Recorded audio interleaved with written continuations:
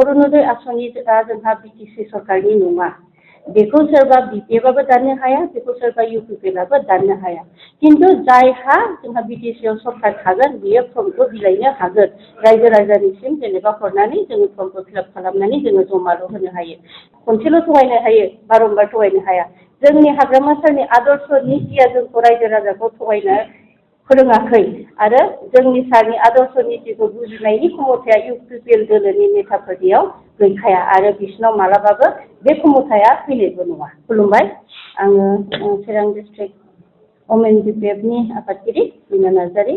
थ' दासो जोंहा अहिल्या लाहारि बायद'आ जिहेतु गावनि सायाव गाज्रि बाथ्रा बुंजानायनि सायाव खेंफोरथि होदों।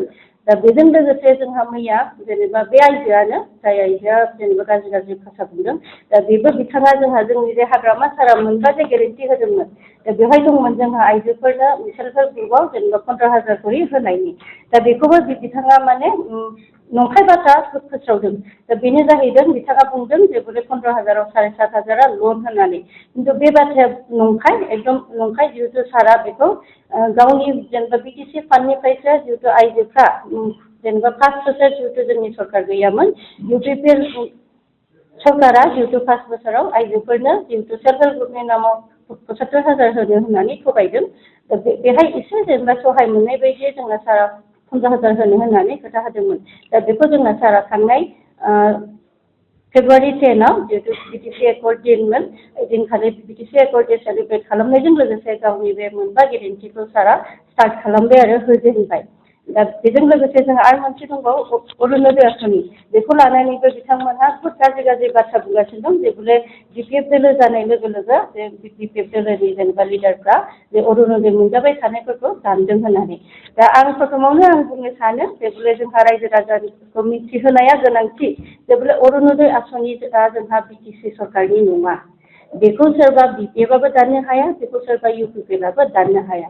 किन्तु जायहा जोंहा बिटिसिआव सरकार थागोन बियो फर्मखौ बिलाइनो हागोन। रायजो राजानिसिम जेनेबा हरनानै जोङो फर्मखौ फिलाप खालामनानै जोङो जमाल' होनो हायो। जिहेतु बे आसनिया जोंहा आसाम सरकारनिसो। जुदि माबा मोनसे गोरोन्थि जायोबा बेखौ दाननायनि अधिकारा आसाम सरकारनिसो बा जोंहा हेमन्त बिश्व शर्मा सारनिसो। जिहेतु आसनियानो बिथांनिसो। दा दाननायनि जाहोना जेनेबा बहुत जानो हागौ। आं प्रथमावनो बुंनो सानो जे आङो जेनेबा स्टार्टनिफ्रायनो आङो बुंनोसै। जिहेतु फार्स्ट जोंहा मा होनो अरुणोदय फर्म जेला होदोंमोन बेमोन जोंहा 1.0 होननाय। बेवहाय जोंहा मोनब्रै क्राइटेरिया दङमोन। जेनेबा बे जाहैदों जोंहा जायहा बिधबा आइजोफोर बिसोर मोननांगौ। बेजों लोगोसे जोंहा नैथियाव दङमोन जोंहा जायहा जेनेबा हाबा जायालासेनो 45 बोसोरसिम गावनि बिमा बिफानिनो न'आव थानांनाय बिसोर मोनगोन। थामथियाव जाहैदों जोंहा जायहा माने बेंगुरा बेंगुरि ना, जायखौ हेन्डिकेप होननानै बुङो, बिसोर मोननो हागोन। आरो ब्रैथियाव जाहैदों जोंहा जायहा हाबा जानानैबो बिसि फिसाय गारलायनानै जिहेतु बिमा बिफानि न'सिम फैफिननांगौ जायो।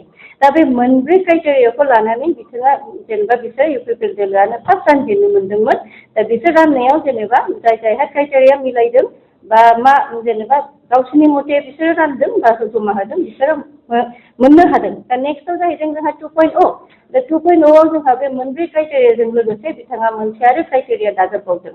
दा बे जाहैदों जायहा गरिब थाखोनि मानसिमोन, जेनेबा खामायनाय दामायनाय एसे खमजुरि, दा बिसोरबो मोननो हागोन होननानै बिथांमोना फर्म जमा होलायनानै जेनेबा जोंनि बिटिसिनि जेनेबा मा होनो रायजो राजाफ्रा मोननो हादों, नङा होमबा? दा बेनिफ्रायनो जोंहा थांनाय बाराव जोंहा 3.0 होननाय मोनसे फर्म ओंखारदों।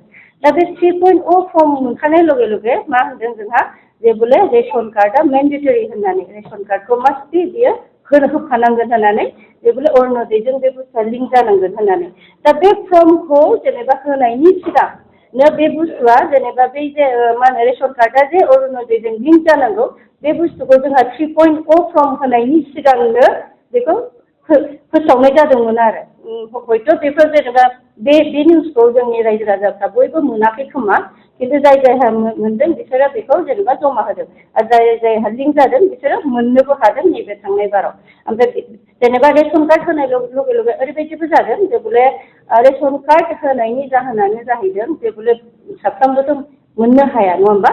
रेशन कार्डखौ होनाय लगे लगे ओरैबायदि जादों बे रेशन कार्डआव जोंहा जेनेबा मोनसे परियालाव साबसे सोद्रोमा दङ बेखौ जोङो रोखायै नुनो मोनो नङा होमबा बेजों लोगोसे साफ्रोमबो सोद्रोमानि रेशन आधार कार्डआ लिंक थायो नङा होमबा दा बेनिखायनो जोङो जेनेबा रावखौबो थगायनो हाया रेशन कार्ड होनाय लगे ओरैबायदि जाबाय आरो रेशन कार्डनि मोनसे आइडिजों सासेल' आइडिया मोनगोन सानै साथाम जुदि जमा होदोंबाबो बे केन्सेल जाजोबगोन आरोखि दा बेनिखायनो हयथ' जानो हागौ बेबायदिनि थाखायबो दानजादों आरो नहयथ' जेनेबा मा होननानै बुङो जोंहा रेशन कार्डखौ जेनेबा नायोबानो जोंहा मिथिनो मोनो जे बबे परियालाव सोरहाबा जुदि सरकारि साख्रि दङबा बेबो दानजायो आरो बेजों लोगोसे मोनसे जेनेबा दंबावो जे बले जाय आइजोआ 60 बोसोर बारबाय बिसोर अरुनदयखौ मोना माने बियो माने सिनियर सिटिजेन जाबाय नालाय अरुनदय आसनिया सिनियर सिटिजेननि नङा जाहाथे मानो होनना बुङोबा जोंहा सिनियर सिटिजेना आलदा मोनसे आसनि दङ नालाय दा बेनिखायनो हयथ' बेनि थाखायबो दानजादों जानो हागौ दा बे खोथाखौनो आङो बुंबाय जिहेतु जोंहा हाग्रामा सारआ जोंखौ निर्देश होदों जे बले जाय नंगौ खोथाखौसो जोङो रायजो राजानिसिम फोसावनांगौ होननानै मानो होनोबा होनो हानायखौसो जों बुंगोन होनो हायैखौ जोङो मालाबाबो रायजो राजानिसिम बुङा खनसेल' थगायनो हायो बारंबार थगायनो हाया जोंनि हाग्रामा सारनि आदर्श नितिया जोंखौ रायजो राजाखौ थगायनो फोरोङाखै आरो जोंनि सारनि आदर्श नितिखौ बुजिनायनि क्षमताया इउपिपिएल दोलोनि नेताफोरनियाव गैखाया आरो बिसिनाव मालाबाबो बे क्षमताया फैनायबो नङा दा बेखौनो आं बुंबाय आरो फिन खेबसेबाव बुंनोसै जेनेबा 3.0 होननानै जेनेबा अरुनदय स्किम होननानै बुङोबा आं बेखौ फिन खेबसेबाव बुंबाय बे जोंहा बिटिसिनि स्किम नङा दाननो हानाय क्षमताया जोंनि नङा आरो जेनेबा फर्मआ एभेलेबेल नंखाया नङा होमबा जिहेतु बयनोबो होनो हाखाया बेखौ बयबो मिथिखागौ जायनि जाहोनाव जेनेबा बियो जेनेबा साननो गोनां बाथ्रा ना सानोबा बे बुस्थुआ थोंजोङैनो थांखायो जे बले बयनोबो होनो हाया होननानैसो जोंना हेमन्तआबो रेशन कार्डखौ बिदों थ' राजनितिया जों गेलेयाखै गुबुन आलादायासो गेलेगासिनो दं सिंजों सिं जोंहा बिपिएफ दोलोआ टारगेट जागासिनो दं आरोखि दा आं बेखौ सानो अरुनदयनि क्राइटेरियायाव गोलैगोन बेफोरो जेनेबा होसेयावबो जुदि मोनाखैबा हयथ' जानोबो फर्म फिलआपआवबो बहुतथा क्राइटेरिया थायो बेयो मोजाङै फिलआप खालामनायनि जायाखै जेनेबा खालामनो हायाखै बा खालामनाय जायाखै दा उनाव फिन खेबसेबाव जेला फर्मआ सफैगोन जोङो बे मोनथावथाव मानसिफोरनो जोङो बेखौ निस्सय होगोन जेनेबा जोङो जेलानो फर्मआ फैगोन मोनथावथाव मानसिफोरनो जोङो हरनो सेस्टाखौ जों खालामबाय थागोन